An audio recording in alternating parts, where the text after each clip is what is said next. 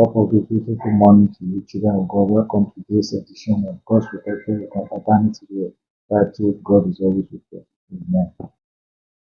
Yes, top of this beautiful day to you, children of God, and welcome to today's edition of God's Protectorate Ministries Word, titled on Pastor Fatoyinbo's goof concerning the late sage and apostle Ayo Babalola of the CAC.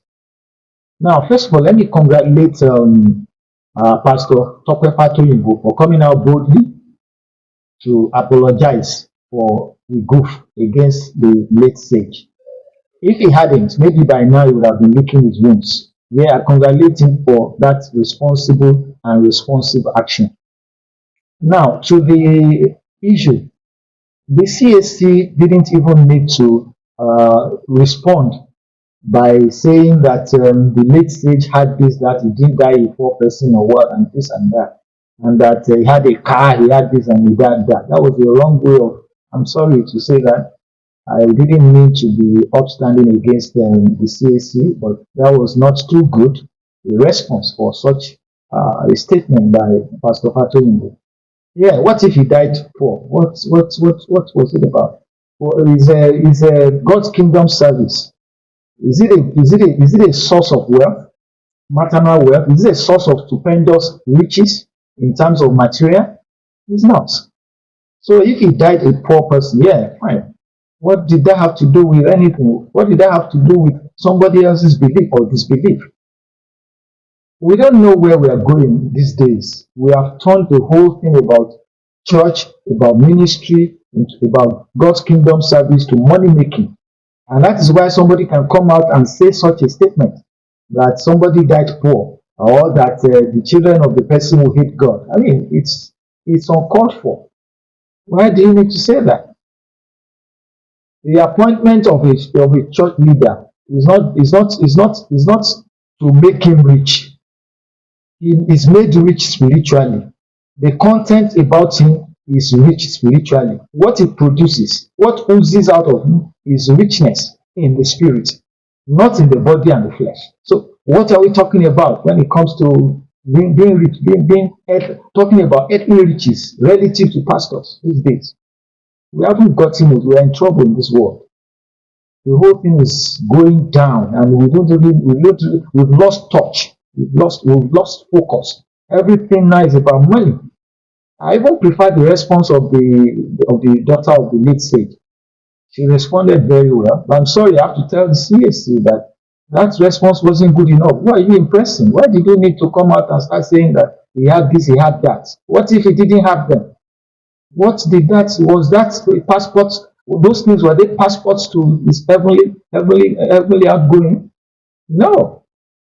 You see, we have to be very concerned about what happens these days, and we really have to talk about them.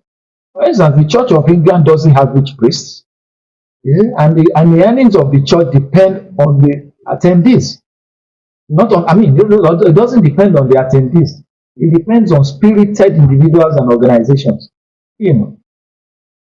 So the church itself is not sponsored by people that are coming there for service. The church depends very heavily on people, spirited individuals who want to give for the running of the church. Unlike what we have these days in Nigeria and other areas, where it is these members of the church, however poor they are, they have to be the ones that will provide everything that the church needs.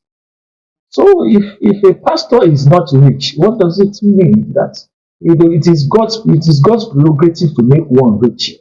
Yes, there are people of God that have been very rich. Remember Solomon? I can refer to Solomon as a man of God. He was a man that God intentionally made rich.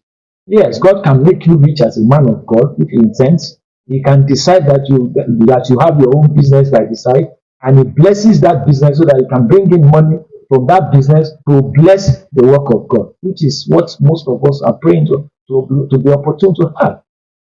So you don't have to be a pastor, and that is why in some churches up till now, for instance, in the Roman Catholic Church, the priest does not have everything he needs is provided by the church. Everything. Everything he needs is provided by the church so that he can focus on God's kingdom service. So he doesn't have any problems with it. He doesn't have this, doesn't have that. He starts looking up and down and he starts refocusing on other things. So these are the things that we really need to work on.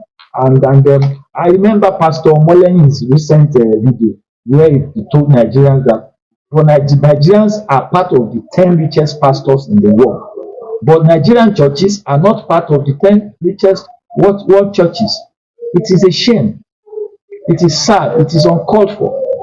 Now we have to understand that the ministry should not be about money making. It is not a money making venture. It's not supposed to be a money making venture. It is a place of God's service. As a matter of fact, whatever you make in the church, remember the past days, whatever you make in the church is spread out to people who don't have. Unlike what you have these days, where the church continues to collect from even the poor and the needy, and they don't do anything. So may God help us out in this particular case and in other cases that are bad. Thank you so much, and God bless you. I remain Ojomo Olusegun Adebambo, your uncle. Bye now, and God bless you.